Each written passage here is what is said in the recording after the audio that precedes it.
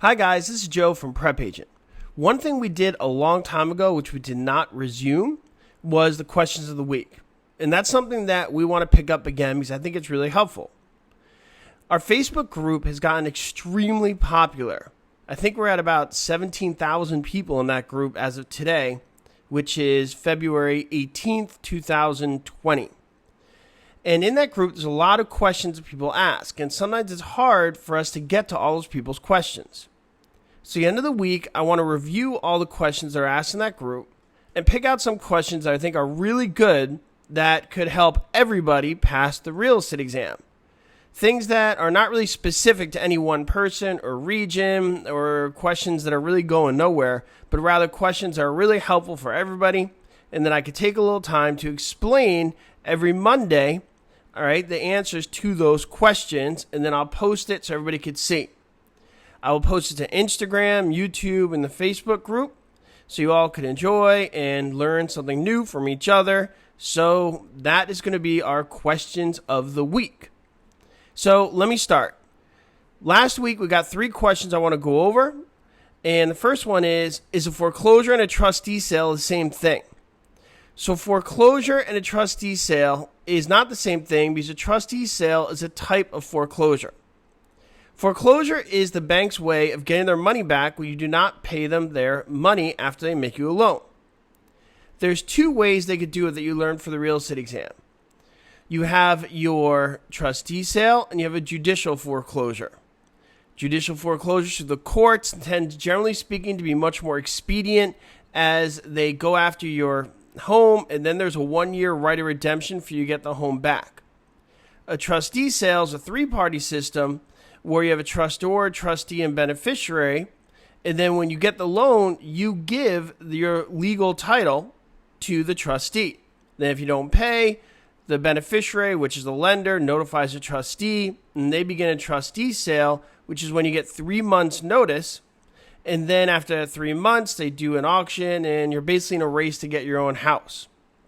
Now, I want to note, foreclosure differs a lot from state to state, how it's run, how it's managed. So please look up your individual state's information for more details.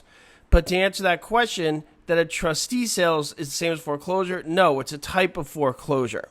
So hopefully that helps with that. Shirt's a little wrinkled. Want to look professional, right? First question of the week. Okay, next question. Why and when would you use an exclusive agency listing? So that's a good question because a lot of us learn that an exclusive agency listing is when you're exclusive with one broker, okay?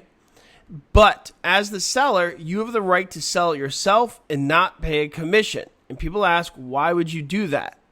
Because generally speaking, you either do an exclusive right to sell, which means you're with one broker, and if the property sells, you get paid no matter what, or you have an open listing where it's just a free-for-all for all brokers, okay, which is much more common in bigger developments, and construction people use it a little more. So why would somebody use an exclusive agency listing? An exclusive agency listing is something you could use to negotiate with a seller who's maybe a little gun-shy to sign a listing. They may believe that they could find a buyer themselves. And you could bank on the fact that, you know what, you could try, but I don't think you will. That's why a lot of people approach people who do for sale by owners, if you want to think it like that. They believe they could do it on their own, but really you still go up to them, you still pitch them your services because you believe in your heart that they don't realize how difficult it is to find somebody, so they're going to need your services.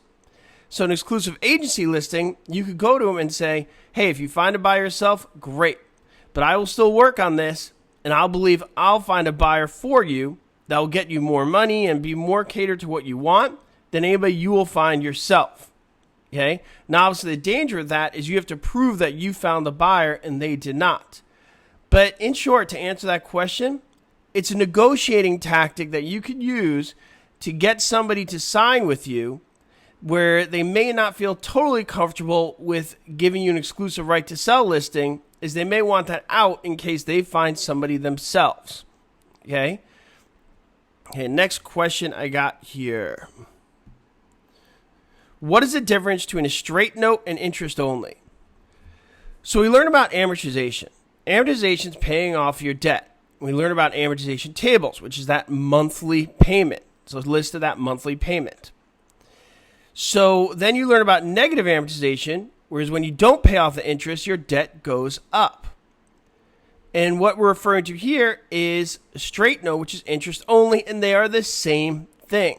Okay, don't get confused by it. There's a lot of things we learn where they have different names for the same thing.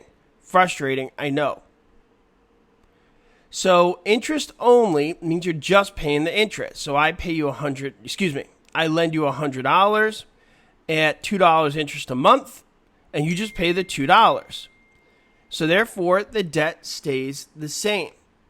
And notice what I'm doing. It's straight across. The debt doesn't go down like when you normally pay off your debt, and it doesn't go up, such as the case in negative amortization. It stays even right across. Okay? So that would be a straight note, also known as interest only. Well, I hope that helps you guys. This is my first stab at questions of the week that I've done in a long time. And if you guys like it, I'm going to keep it going. Once again, I'm going to try pull questions from our Facebook group, and I'm going to see which questions could apply to everybody, and I'll make a video answering them for everybody to share. Thanks, guys. Bye.